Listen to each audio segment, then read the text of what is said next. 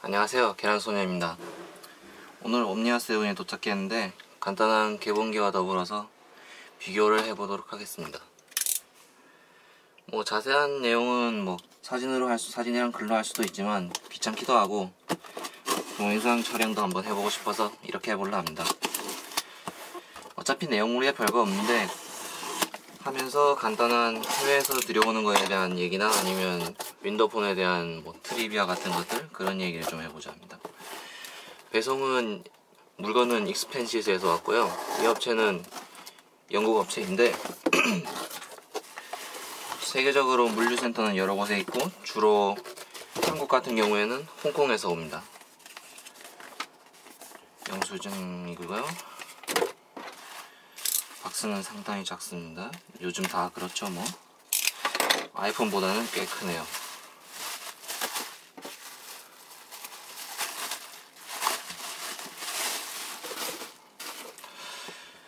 밀봉은 잘 되어 있고요. 갤럭시 옴니아 7입니다. 포장은 그냥 적당히 멋은 내긴 했는데 그렇게 세련된 것 같지는 않고요.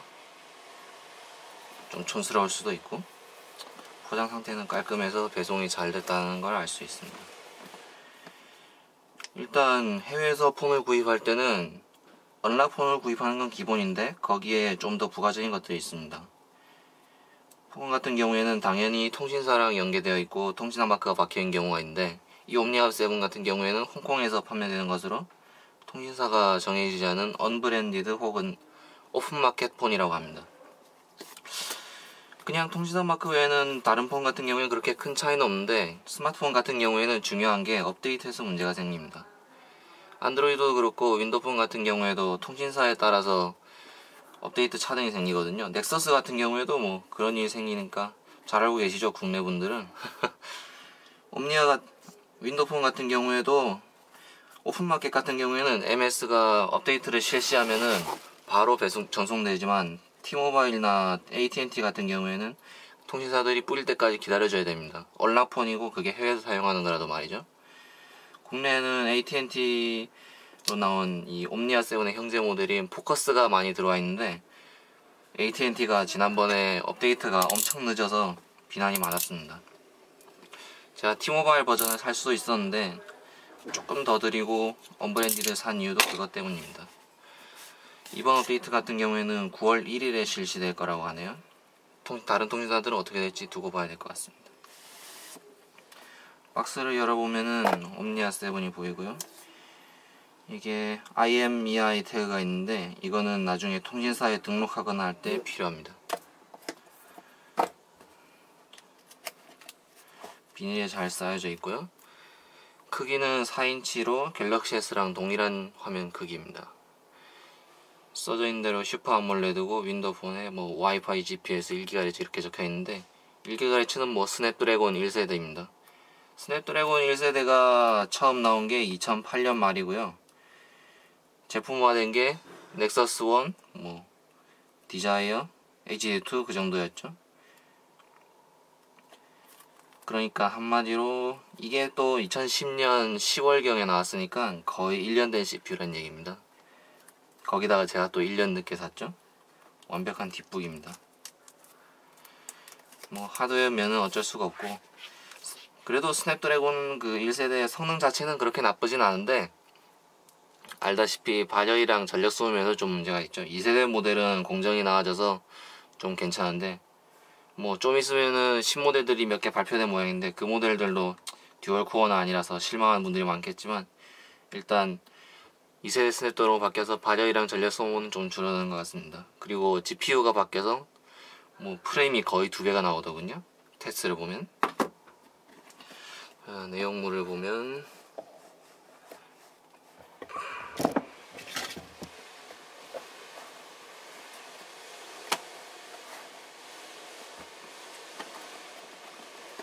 열기 힘들게 돼 있네요.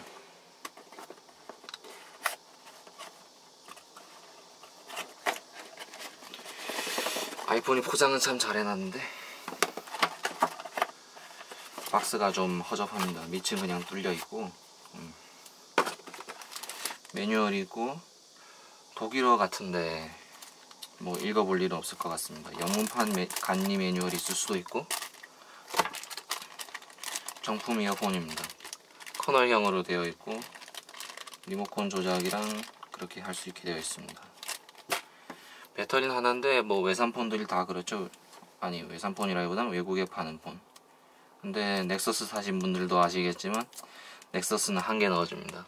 넥서스 1은 뭐 그럴 수도 있는데 넥서스 S는 그래도 삼성에서 만들었는데 좀 한 개 더 넣어주지 그 생각이 듭니다. 뭐 제 메인폰이 될 건 아니라서 배터리가 부족할 것 같진 않습니다. 배터리 용량은 1500mAh로 그렇게 적진 않습니다. 하지만 1세대 스냅드래곤이 전기를 좀 많이 먹는다고 하죠. 충전기인데 충전기가 엄청 작습니다.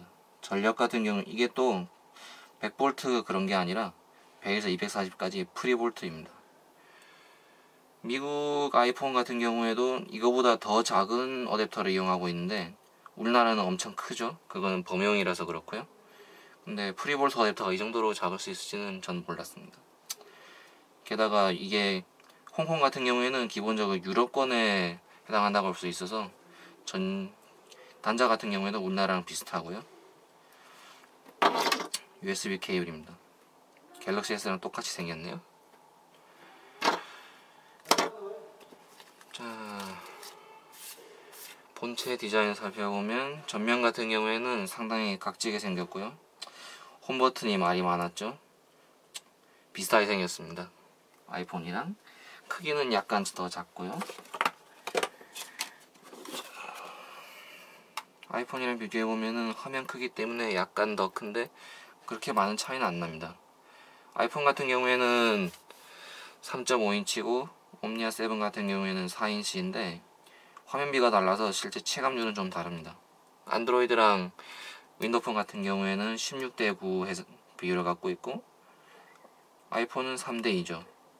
아이폰 같은 경우에 좋은 점이 세로로 봤을 때는 폭이 약간 넓어 보이고 가로로 봤을 때는 길이가 약간 길어 보입니다.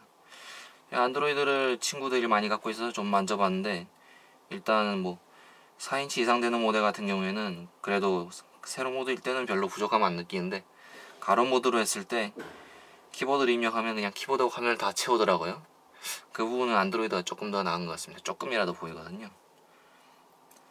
어쨌든 저는 아이폰의 3:2가 상당히 좋은 비율이라 생각하는데 그래도 동영상 볼 때는 레터박스 때문에 좀 거슬리긴 합니다.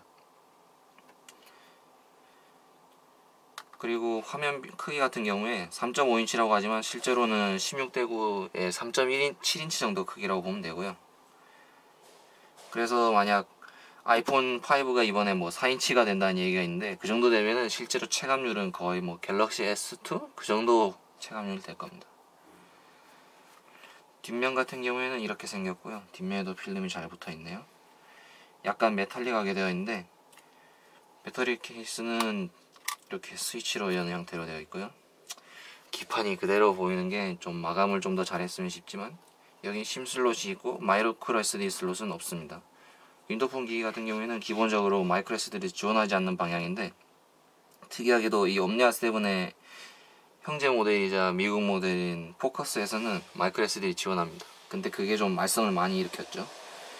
업데이트가 다른 폰들보다 한 2달 정도 지연됐고요. 지금은 거의 문제가 해결된 것 같습니다.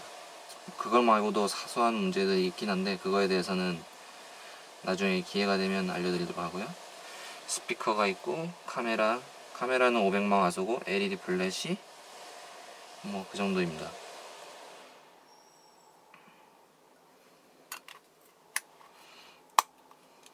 그리고 측면에는 카메라 버튼이 있고요. 이 카메라 버튼은 그 반셔터를 맞출 수 있습니다.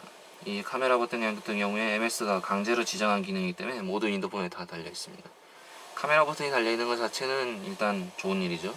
제조사들은 짜증나는 것 같지만 사진 찍기에 편하고 그냥 아무 메뉴에서나 카메라 버튼을 누르면 바로 카메라로 가기 때문에 사진 찍기엔 좋습니다. 이번에 아이폰에서 그 iOS 5로 업그레이드가 되면은 이 볼륨 버튼을 가지고 셔터 기능을 대신 쓸 수 있게 되는데요. 그 부분을 가지고 MS의 윈도우폰 담당하시는 분이 아이폰이 자기들을 베껴서 기쁘다 뭐 그렇게 말을 했죠. 사실 iOS5랑 이번에 윈도우폰 망고랑 유사점이 상당히 많습니다. 기능면에서. 하지만 뭐 그건 OS의 공통적인 발전 방향이라고 생각하고요. 윈도우가 그렇고 도스가 그렇고 뭐 맥이 그렇듯이 전원 버튼은 측면에 있습니다. 전 측면에 달린 전원 버튼 별로 안 좋아합니다. 삼성 같은 경우에 안드로이드나 윈도우폰이나 측면에다 전원 버튼을 하는데 적응이 안 되더라고요. 그냥 아이폰을 많이 써서 그렇겠죠. 그리고 갤럭시처럼 윗면에 USB 단자가 있는데 이 녀석은 노출된 게 아니라 슬라이드 커버로 되어 있습니다. 이건 마음에 들고요. 다만 저는 역시 위쪽에 달린 단자는 별로 좋아하지 않습니다.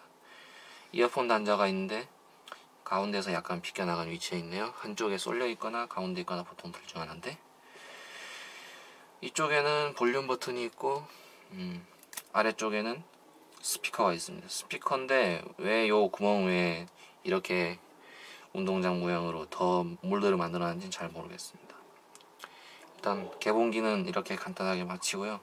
나중에 노드 버전이나 아니면 망고 버전이나 각각 기능에 대해서 기회가 되면 하고 아니면 안 하도록 하겠습니다. 마지막으로 액세서리 케이블을 달 수 있는 줄이 있습니다. 이거 마음에 드네요. 아이폰 같은 경우에는 이걸 제가 USB를 원래 잘 달고 다니는데, 그래서 케이스에다 일부러 구멍을 뚫어서 끼우거나 아니면 여기 이어폰 단자에다 끼우는 실리콘막에 USB를 꽂곤 했습니다. 그럼 개봉기는 이걸로 마치도록 하겠습니다.